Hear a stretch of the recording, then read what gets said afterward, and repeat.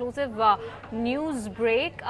The stressed asset space has been in a bit of a flurry ever since the IBC code came into place, and ET now is exclusively picking up that asset reconstruction companies and the Insolvency and Bankruptcy Board of India are meeting next week to usher in key changes that could actually dramatically influence the resolution of insolvent assets. Let's go across to Neha to check out what is it that she's exactly picking up. Neha, what could be on the agenda at this meeting, and what else are some important things that one can expect out of it? At this point, we are picking up that the Insolvency and Bankruptcy Board of India has scheduled a very important meeting with asset reconstruction companies on the 10th of July. Now, remember, ARCs play a key role as far as resolution of stressed assets is concerned.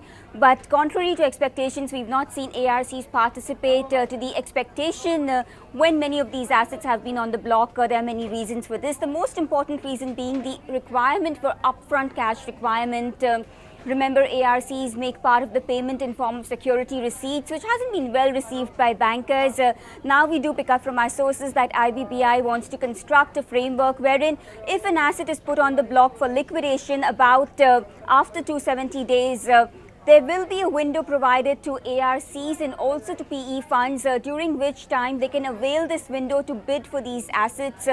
How this will work, the modalities of this will be discussed in the meeting on Monday. But as of now, what we are picking up from sources, the structure of this will allow ARCs to participate in buying many of these assets, and as far as banks are concerned, they will realize better value. Remember, if the asset goes on the block and it's open for piecemeal auction, the amount realized by bankers will be far less than what they can realize should they opt for ARC participation after the 270-day period, should a buyer not be available on the block.